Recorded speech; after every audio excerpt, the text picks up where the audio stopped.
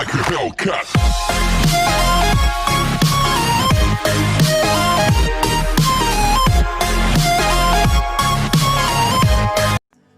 Increasing and decreasing function. What is called increasing and decreasing function?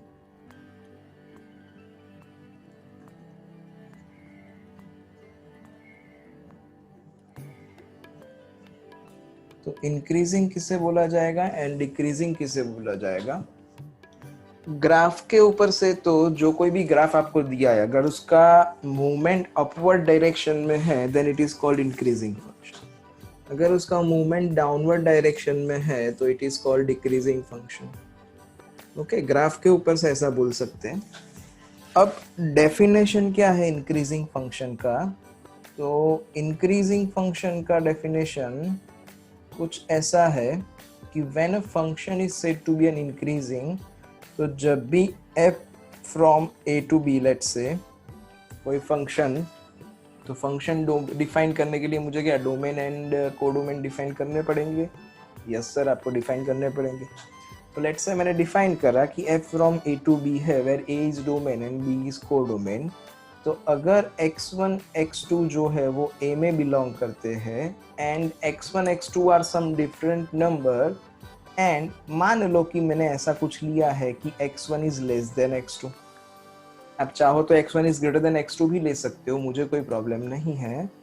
Okay, तो let's से x1 is less then x2, तो f of x1 is less than f of x2, then f is said increasing function. It is denoted by up arrow. up arrow से denote होगा.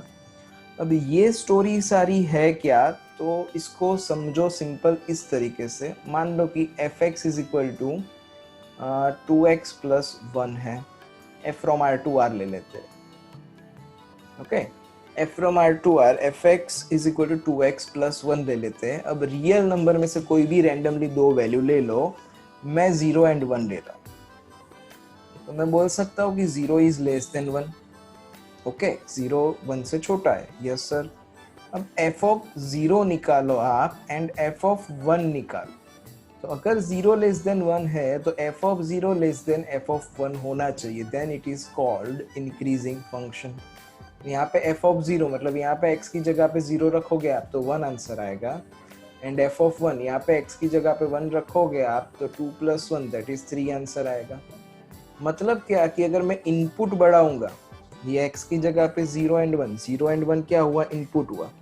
तो अगर मैं input बढ़ाऊंगा तो उसका आउटपुट भी बढ़ेगा. That is called increasing function. उसको बोलेंगे हम इंक्रीजिंग फंक्शन. अगर इनपुट बढ़ाओगे तो आउटपुट भी बढ़ेगा. It is called increasing function.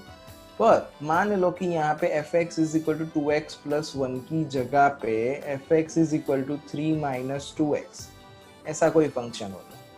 तो अब same logic, 0 is less than 1, मैं f ऑफ 0 फाइंड करता हूँ तो f ऑफ 0 आपका 3 आएगा. एंड f ऑफ 1 फाइंड करता हूँ तो यहाँ पे x की जगह पे 1 रखूँगा तो 3 माइनस 2 इज इक्वल टू 1 आएगा. मैंने इनपुट बढ़ाया पर आउटपुट कम हुआ. Then it is called decreasing function. अगर आप इनपुट बढ़ाओ तो आउटपुट बढ़े, अगर आप इनपुट कम करो तो आउटपुट भी कम हो, है ना. अगर सेम डायरेक्शन होती है, बढ़ता है तो बढ़ता है एंड कम होता है तो कम होता है, then it is called increasing function. Otherwise it is called decreasing function. अगर ऐसा नहीं होगा तो ओके. तो इंक्रीजिंग मतलब क्या हुआ कि x1 x2 के लिए अगर x1 is less then x2 है तो f of x1 is less than f of x2 होना चाहिए. अब डिक्रीजिंग के लिए जैसे बोला वैसे कि डिक्रीजिंग फंक्शन किसे बोलेंगे हम? तो डिक्रीजिंग फंक्शन उसे बोलेंगे अपने कि f from a to b, वो तो वही का वही लेना है. Let's say x1 x2 belongs to a. अगर x1 is less then x2 है तो उल्टा हो जाएगा. f of x1 is greater then f of x2 हो जाएगा. यहाँ पे देखो 0 इज लेस देन 1, पर f ऑफ 0 जो है वो f ऑफ 1 से कैसा है? बड़ा है ना. तो इनइक्वालिटी रिवर्स हो गई. तो अगर ऐसा होता है then f is decreasing function, तो उसको बोलेंगे हम डिक्रीजिंग फंक्शन। अगर मैं इसको ट्रिगो के साथ कनेक्ट करता हूँ तो साइन 0 का वैल्यू क्या होगा, साइन 0 इज 0, साइन 30 इज 1/2। मतलब क्या हुआ कि मैंने एंगल 0 डिग्री से 30 डिग्री करा तो साइन का वैल्यू इंक्रीज हुआ, मतलब इनपुट एंगल का बढ़ा तो आउटपुट वैल्यू का बढ़ा। तो sine is increasing function for first quadrant, okay, because 0 to 90 की बात कर रहे हैं हम। सेम तरीके से कॉस में देखो तो कॉस 0 क्या होता है, 1 होता है, एंड कॉस 30 क्या होता है, तो √3/2। अदरवाइज कॉस 90 ले लो तो कॉस 90 0 होता है। उससे क्लियरली पता चल जाएगा कि कॉस 0 1 था, कॉस 90 0 हो गया। मैंने एंगल क्या करा, 0 से 90 करा, मतलब एंगल बढ़ाया, पर उसकी वैल्यू क्या हुई, तो 1 से 0 हुई, मतलब वैल्यू कम हुई। That's why we are considering cos is a decreasing function in first quadrant. हर बार ऐसा नहीं होता, ओके। सेकेंड क्वाड्रेंट में अलग सिचुएशन हो जाती है, थर्ड में अलग हो जाती है, फोर्थ में अलग हो जाती है ना, याद है ना। Let's say this is a unit circle, ऐसा था। अब यहाँ पे एक काम करते हैं, यूनिट सर्कल यहाँ पे इंटरसेक्ट करेगा ए में, यहाँ पे इंटरसेक्ट करेगा ए डैश में, यहाँ पे इंटरसेक्ट करेगा बी में, एंड यहाँ पे इंटरसेक्ट करेगा बी डैश में। यहाँ पे देखो तो कौन सा पॉइंट 1,0, क्योंकि ये यूनिट सर्कल है तो रेडियस 1 होने वाली है। ये ओरिजिन है यहाँ पे, तो ओरिजिन से इतना डिस्टेंस 1 है, तो दैट्स वाई ए के कोऑर्डिनेट 1,0। सेम थिंग ये ओ बी भी रेडियस है, पर ये वाई एक्सिस पे, दैट्स वाई इट इज 0,1। यहाँ पे ए डैश पे देखो तो ये -1,0 point is on the x axis पर नेगेटिव साइड पे, एंड यहाँ पे देखो तो इट इज 0,-1। अब यहाँ पे 0 डिग्री, ये 90 डिग्री, अदरवाइज 0 डिग्री 90 डिग्री छोड़ो ना, आपको तो पता ही है कौन सा क्वाड्रेंट कहाँ तक होता है। अब सीधा डिस्कस करते हैं। हमने ऐसा सोचा था कि जो एक्स कोऑर्डिनेट होता है वो कॉस थीटा होता है, एंड वाई कोऑर्डिनेट होता है वो साइन थीटा होता है, ओके। तो यहाँ पे देखो तो एंगल कब बढ़ेगा, तो जब आप रोटेशन एंटी क्लॉकवाइज डायरेक्शन में लगाओगे तब एंगल बढ़ेगा। इस तरीके से आप जाओगे, यहाँ पे 0 होता है, फिर यहाँ पे 90, देन यहाँ से 180, यहाँ से 270, यहाँ पे 360, है ना। तो जब आप रोटेशन एंटी क्लॉकवाइज लगाओगे तब एंगल बढ़ेगा। मतलब यहाँ पे सोचो तो कॉस का वैल्यू क्या है, कॉस का वैल्यू 1 है, यहाँ पे कॉस का वैल्यू 0 हो गया, मतलब cos 0 is 1 and cos 90 is 0। तो cos का वैल्यू कम हो रहा है, that's why cos is decreasing function in first quadrant। अब सेम तरीके से यहाँ पे सोचो कि ये वैल्यू साइन का है, y कोऑर्डिनेट मतलब, तो ये y कोऑर्डिनेट साइन का जो है वो 0 में से 1 हुआ, तो that's why sin is increasing function, क्योंकि एंगल बढ़ाओ तो वैल्यू बढ़ता है। अब सेकेंड क्वाड्रेंट देखो, यहाँ पे क्या था, 90 डिग्री था, है ना, ये 90 डिग्री, ये 180 डिग्री। तो मैं 90 डिग्री से जब एंगल बढ़ाऊंगा तो कॉस का वैल्यू 0 में से -1 हुआ, मतलब कॉस यहाँ पे भी रिड्यूस ही हो रहा है, तो यहाँ पे कॉस क्या हो जाएगा, तो cos is decreasing function again in second quadrant. अब साइन की बात करें तो साइन का वैल्यू 1 था, 1 में से 0 हुआ, तो 1 में से 0 हुआ, दैट मीन्स रिड्यूस हो रहा है, that's why sine is decreasing function for second quadrant. Second quadrant में साइन एंड कॉस दोनों डिक्रीज होते हैं, ओके। देन यहाँ पे थर्ड क्वाड्रेंट देखो, तो थर्ड क्वाड्रेंट में ये जो फर्स्ट वैल्यू है वो किसका, कॉस का, तो -1 से 0 हुआ, मतलब वैल्यू बढ़ा, तो वैल्यू बढ़ेगा तो एंगल बढ़ा तो वैल्यू बढ़ा, है ना। दैट्स वाई cos यहाँ पे इंक्रीजिंग फंक्शन हो गया। यहाँ पे साइन का वैल्यू 0 था एंड साइन का वैल्यू -1 हुआ, तो साइन का वैल्यू 0 में से -1 मतलब रिड्यूस हो रहा है, तो अगर रिड्यूस हो रहा है तो साइन के साथ, तो sine is decreasing function, okay. Again fourth quadrant, यहाँ पे 270 डिग्री है एंड यहाँ पे 360 डिग्री है। तो अब अगर आप सोचो कि 270 से 360 एंगल बढ़ाओगे तो वैल्यू बढ़ना चाहिए, then it is called increasing. अगर एंगल बढ़ाओ एंड वैल्यू कम हो तो इट इज कॉल्ड डिक्रीजिंग। तो यहाँ पे 0 में से 1 हुआ, तो 0 में से 1 हुआ मतलब वैल्यू डिक्रीज हुआ, तो वैल्यू डिक्रीज हुआ कि इंक्रीज हुआ, इंक्रीज हुआ, इंक्रीज हुआ, तो इंक्रीज हुआ, तो that's why cos is increasing function in fourth quadrant. And -1 में से 0 हुआ तो यहाँ पे भी वैल्यू इंक्रीज हुआ, तो sine is also increasing function. Okay, तो यहाँ पे एंगल देखना पड़ेगा कौन से क्वाड्रेंट में है एंड कौन से क्वाड्रेंट के हिसाब से हम लोग सोचेंगे। तो ऐसे होता है ट्रिग्नोमेट्री में, इंक्रीजिंग डिक्रीजिंग। अब tan जो है, tan is increasing for each and every function, every quadrant. हर एक क्वाड्रेंट में tan का वैल्यू इंक्रीज ही होगा। तो cot जो है वो उसका उल्टा हो जाएगा। अगर tan हर एक फंक्शन, हर एक क्वाड्रेंट में इंक्रीज होता है तो cot हर एक क्वाड्रेंट में डिक्रीज हो जाएगा। तो सर सेकेंड कॉसेक का क्या? तो सेकेंड कॉसेक का साइन एंड कॉस से उल्टा। अगर साइन इंक्रीज हो रहा है तो कॉसेक डिक्रीज हो रहा है, अगर कॉस डिक्रीज हो रहा है तो सेक इंक्रीज हो रहा है। ओके, तो उस तरीके से we can also decide the function is increasing or decreasing by derivative test। अब डेरिवेटिव टेस्ट से भी हम लोग इंक्रीजिंग डिक्रीजिंग फंक्शन डिसाइड कर सकते हैं। कैसे सर? तो अगर f डैश x का वैल्यू ग्रेटर देन 0 है then it is increasing function, and अगर f डैश x का वैल्यू नेगेटिव है तो it is decreasing function. Simple. देखो भाई, यहाँ पे मान लो कि ये fx है आपका 2x प्लस 1। अब यहाँ पे f डैश x करोगे इसका डेरिवेटिव, तो इसका डेरिवेटिव आएगा 2। Is it positive? Yes sir, it is positive. तो आया था इंक्रीजिंग फंक्शन, हमने वही बोला था। यहाँ पे ये fx is equal to 3 minus 2x, इसका डेरिवेटिव कर देते हैं तो इसका डेरिवेटिव क्या आएगा? -2 आएगा। ओके, -2 जो है वो पॉजिटिव है? No sir, it is less than 0, negative है। तो नेगेटिव होगा तो it is called decreasing function. तो यहाँ पे देखो डिक्रीजिंग फंक्शन आ रहा है। Yes sir. ओके, जब तक हमें ना बोला जाए कि विदाउट यूजिंग डेरिवेटिव टेस्ट आप इसको प्रूव करो कि इंक्रीजिंग है या डिक्रीजिंग है, तब तक हम लोग डेरिवेटिव टेस्ट ही यूटिलाइज करने वाले हैं। ये भी बात दिमाग में फिट कर दे। तो स्टार्टिंग के सम बहुत ही इजी है। First question, show that the given function fx is equals to 3x plus 17 is increasing on r। r के ऊपर इंक्रीज हो रहा है ऐसा प्रूव करना है। तो सिंपल है, इसका डेरिवेटिव करो तो f डैश x है ना, d by D x of F x को f डैश x भी बोला जाता है, ये ध्यान में रखने वाली बात। तो f डैश x मतलब 3x प्लस 17, तो 3x का डेरिवेटिव क्या हो जाएगा? 3x का डेरिवेटिव होता है 1, इसलिए 3x का derivative is 3 and 17 is a constant number तो उसका 0। तो f dash x is equal to 3, तो ये क्या बन गया? Greater than 0। Yes sir, it is greater than 0। That's why prove हो गया कि इट इज इंक्रीजिंग फंक्शन।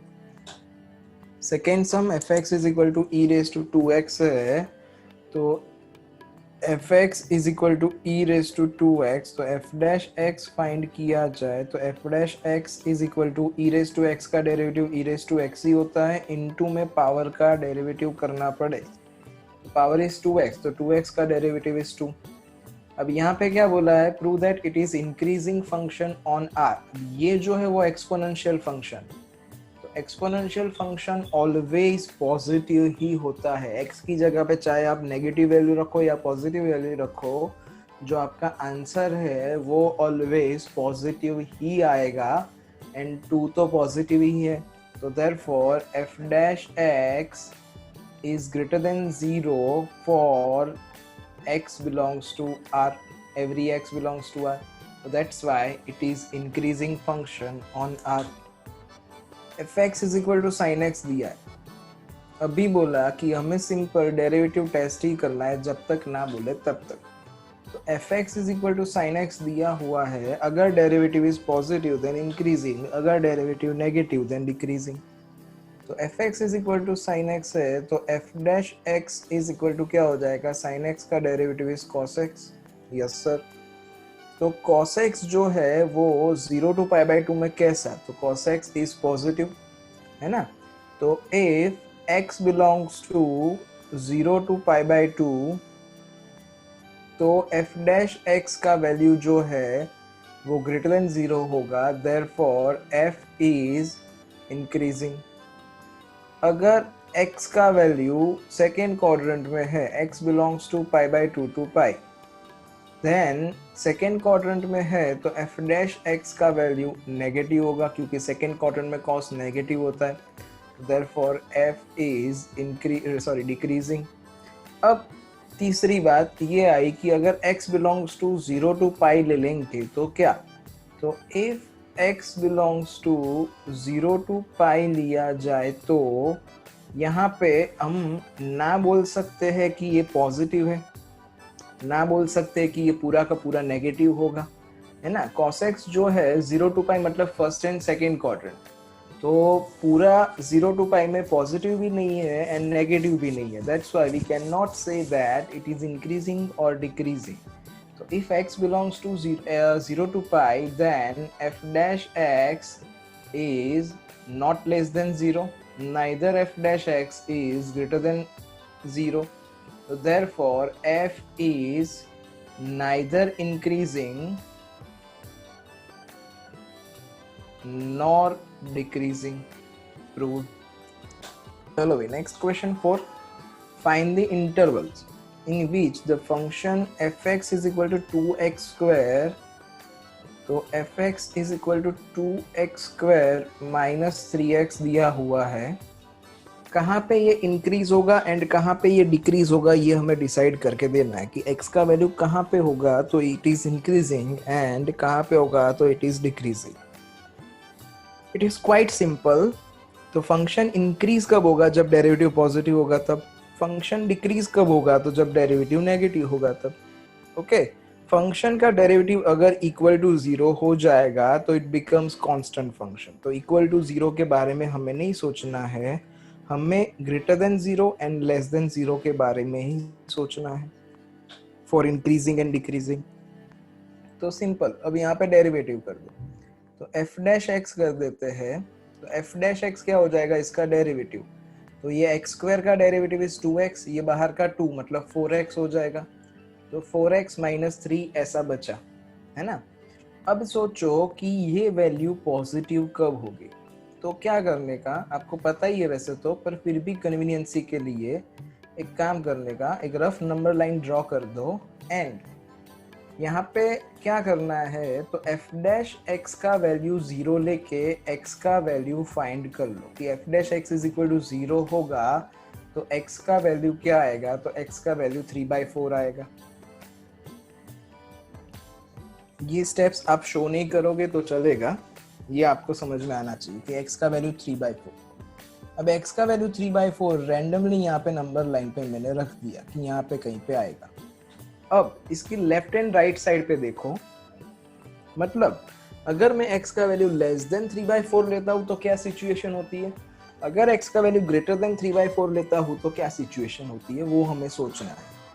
तो कोई भी एक सिचुएशन के लिए सोचना, दूसरी सिचुएशन ऑल्टरनेट हो जाएगी। मतलब अगर मैं ऐसा सोच रहा हूँ कि लेस देन 3/4, तो 0 लेस देन 3/4 होता है 3/4 से छोटा। तो मैं यहाँ पे ओरली हम लोग देखेंगे कि यहाँ पे अगर मैं x की जगह पे 0 रखूँ तो जो आंसर आएगा वो नेगेटिव आएगा या पॉजिटिव आएगा, उतना ही हमें सोचना है। तो अगर मैंने x की जगह पे 0 सब्स्टिट्यूट करा, सर आपने 0 ही क्यों सब्स्टिट्यूट करा, क्योंकि भाई मुझे 3/4 से लेफ्ट साइड वाला नंबर चाहिए। तो सर 0 ही खाली ऐसा थोड़ी ना है कि जो 3/4 के लेफ्ट साइड पे आए। हाँ भाई, आप कोई भी नंबर ले सकते हो लेफ्ट साइड का, पर एंड में हमें ये सोचने का, अपने आप के ऊपर दया रखने की, क्योंकि कैलकुलेशन आपको ही करना है। तो विचित्र नंबर रखने से हमारा फायदा नहीं है। ओके, तो उटपटांग हरकतें करने से अच्छा है कि 0, 1, 2 ऐसा ही नंबर हम सोचें। तो यहाँ पे लेफ्ट साइड पे 0 है, मतलब 0 रखने से आंसर कैसा आया था, नेगेटिव आया था। तो अगर यहाँ पे नेगेटिव आया था तो जैसे बोला था वैसे यहाँ पे पॉजिटिव ही आएगा, आपको कैलकुलेशन करने की जरूरत नहीं है।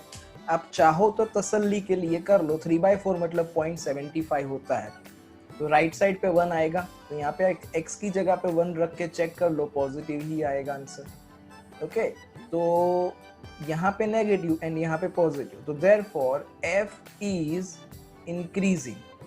किसके लिए, इफ x बिलोंग्स टू, अगर x का वैल्यू -∞ से लेके 3/4 में है, तो यहाँ पे इस साइड दोनों जगह पे ओपन इंटरवल ध्यान रखना है। 3/4 कंसीडर नहीं करना है, 3/4 कंसीडर करा तो 0 बन जाएगा एंड वो कांस्टेंट फंक्शन कहलाएगा। डिक्रीजिंग आंसर, सॉरी इंक्रीजिंग नहीं, decreasing, because derivative is negative.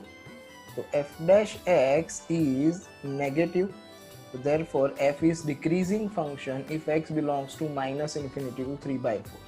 and f is increasing function if x belongs to 3/4 to infinity right side पे. Okay, चलो question number 5 something like that. fx is equals to 2x cube minus 3x square minus 36x plus 7. ये आपका fx है. अब कहाँ पे increasing है कहाँ पे डिक्रीजिंग है वही लाना है.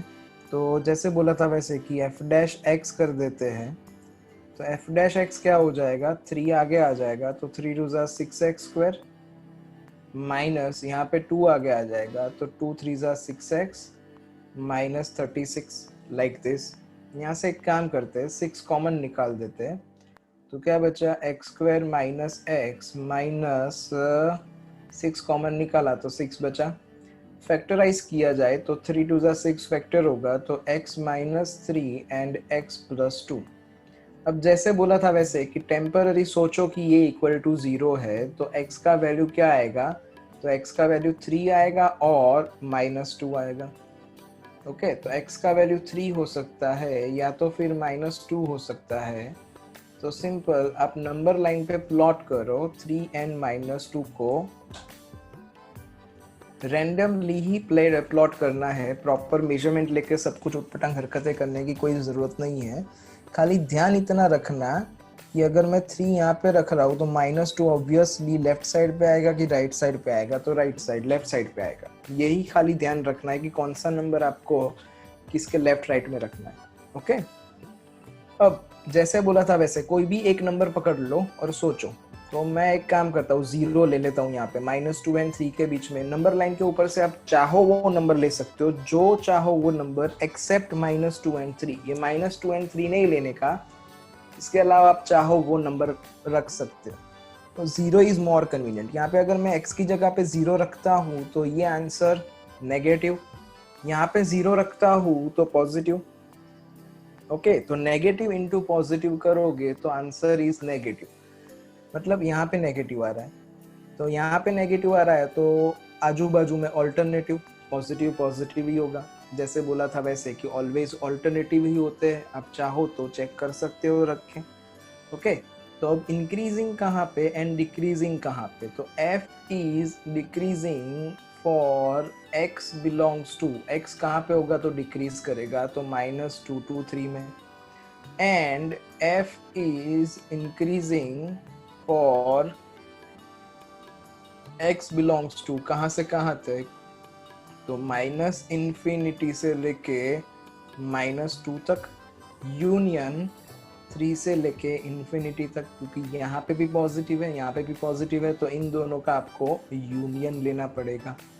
ओके ये ध्यान रखना. ओके तो there is increasing function for this and decreasing function for this. Is it clear. चलो भाई 6th क्वेश्चन का ई पार्ट. तो let's say fx is equal to ऐसा दिया हुआ है. इट इज प्लस 1 का whole cube into x minus 3 का होल क्यूब. तो डेरिवेटिव करते हैं. Let's find f dash x by using product rule. तो यहाँ पे x plus 1 whole cube as it is and इसका डेरिवेटिव मतलब dy dx of x minus 3 whole cube plus x minus 3 whole cube as it is and dy dx किसका करना पड़ेगा तो x plus 1 whole cube करना पड़ेगा. तो यहाँ पे ये x plus 1 whole cube as it is इसका डेरिवेटिव करोगे तो 3 into x minus 3 whole square into में x माइनस 3 का डेरिवेटिव करना पड़ेगा तो x का 1 एंड 3 का 0. आगे ये plus x minus 3 whole cube as it is and इसका डेरिवेटिव करेंगे तो पहले पावर का मतलब 3 आगे आ जाएगा एंड x प्लस 1 का होल स्क्वायर हो जाएगा इंटू में x प्लस 1 का डेरिवेटिव x का 1 एंड 1 का 0 लाइक दिस. अब इसमें से आप कॉमन निकाल लो तो 3 कॉमन निकलेगा and x minus 3 whole square common निकलेगा x plus 1 whole square common निकलेगा. तो बचा क्या x प्लस 1 होल स्क्वायर निकाल दिया. यहाँ पे क्यूब था तो एक बार x प्लस 1 बचेगा x minus three whole square common निकल गया, 3 भी निकल गया, तो यहाँ पे x minus three whole cube था, उसमें से एक बार बचेगा x minus three, like this. तो ये 3 यहाँ पे x minus three whole square, यहाँ पे x plus one whole square, इसको सिंप्लीफाई करेंगे तो x plus x is 2x plus one minus three मतलब माइनस टू, यहाँ से 2 कॉमन निकाल लो तो ये बाहर हो जाएगा 6 into x minus three whole square, यहाँ पे x plus one whole square, and यहाँ पे बचेगा आपके पास खाली x माइनस वन। तो ये दोनों के लिए आपको ज़्यादा स्ट्रेस लेने की ज़रूरत नहीं है क्योंकि ये स्क्वायर है, तो बाय डिफ़ॉल्ट ये जो वैल्यू है वो ग्रेटर देन और इक्वल टू 0 होने वाली है। सेम थिंग ये वैल्यू भी greater than and equal to 0 होगी। तो जो कुछ भी डिपेंड करता है वो सब कुछ इसके ऊपर डिपेंड करता है x माइनस वन के ऊपर, कि अगर x माइनस वन पॉजिटिव तो पूरा वैल्यू पॉजिटिव, अगर x माइनस वन नेगेटिव तो पूरा वैल्यू नेगेटिव। अब x minus one greater than 0 कब होगा, तो जब x ग्रेटर देन 1 होगा तब, and x minus one negative कब होगा, तो जब x लेस देन 1 होगा तब। ओके, पर अब इसमें प्रॉब्लम क्या है कि अगर मैंने x ग्रेटर देन 1 लिया तो ये सारा पॉजिटिव आ सकता है, लेकिन ये 0 भी हो सकता है जब यहाँ पे x इज इक्वल टू 3 लो, तब मुझे इंक्रीजिंग चाहिए, मतलब मुझे 0 आंसर नहीं लाना है, तो दैट्स वाई मुझे ये 3 अवॉइड करना पड़ेगा। तो इसीलिए f is increasing for greater than 1 बोला है, तो आप ऐसा बोल सकते हो 1 टू इन्फिनिटी, पर उसमें से आप खाली 3 हटा दो। एक तरीका ये है, या तो फिर आप दूसरी तरीके से ऐसे लिख सकते हो कि 1 to 3 and union 3 to infinity, इसमें भी 3 हट जाएगा। आप ऐसे भी लिख सकते हो, ऐसे भी लिख सकते हो, दोनों एक ही बात हुई। Next f is decreasing, decrease होगा कब, जब x का वैल्यू लेस देन 1 हुआ तब, पर लेस देन 1 में माइनस वन आएगा, अगर मैंने माइनस वन लिया तो ये वैल्यू 0 हो जाएगा माइनस वन पे, तो माइनस वन हटाना पड़ेगा। तो like this, minus infinity to 1, इसमें से माइनस वन हटा दो, minus minus one, like this. या तो फिर आप ऐसा सोच सकते हो कि माइनस इन्फिनिटी से माइनस वन तक union minus one to one, like this, तो इसमें भी माइनस वन हट जाएगा क्योंकि ओपन इंटरवल है। ओके, तो आप कोई भी तरीका यूज करके लिखो, दोनों राइट है। डाउट? सिंपल इसका डेरिवेटिव कर दो, तो अगर fx ये है तो f डैश x क्या बन जाएगा, तो f dash x is equal to x cube का derivative is 3x square minus 3x का derivative is 6x, 3x square का, ये 3x का डेरिवेटिव इज 3 और ये 100 का डेरिवेटिव इज 0। अब यहाँ से 3 कॉमन निकाल दो तो x square minus 2x plus 1 बचा, तो ये 3 यहाँ पे ये क्या बन गया, x minus one whole square. अब ये वैल्यू एक्चुअली ग्रेटर देन और इक्वल टू 0 बोलेंगे, पर यहाँ पे हमें बोला है कि इंक्रीजिंग ऑन r, तो इक्वल टू 0 को टेम्पररी इसमें छोड़ दो क्योंकि प्रूव करना है। तो it is greater than 0, that's why f is increasing on r. okay, ये ग्रेटर देन और इक्वल टू 0 है तो उसके लिए आप इंक्रीजिंग बोल सकते हो। अगर खाली ग्रेटर देन 0 होता तो it is called strictly increasing. Okay, strictly increasing बोलते हैं उसको। अगर ग्रेटर देन और इक्वल टू 0 है तो it is called increasing function. Same thing, अगर लेस देन 0 है तो it is called strictly decreasing. अगर लेस देन और इक्वल टू 0 होता तो इट इज कॉल्ड खाली डिक्रीजिंग फंक्शन। ये वर्ड में समझना, खाली इतना फर्क होता है strictly increasing and strictly decreasing में। तो कभी कभार कोई रेफरेंस बुक में या बुक में ऐसा स्ट्रिक्टली वाला वर्ड देख लो तो आपको वही पूछा है, but at that time value can not be 0, 0 नहीं हो सकता है। अगर खाली इंक्रीजिंग पूछा है तो it can be greater than और इक्वल टू 0। अगर खाली डिक्रीजिंग पूछा है तो it can be less than और इक्वल टू 0, लाइक दिस।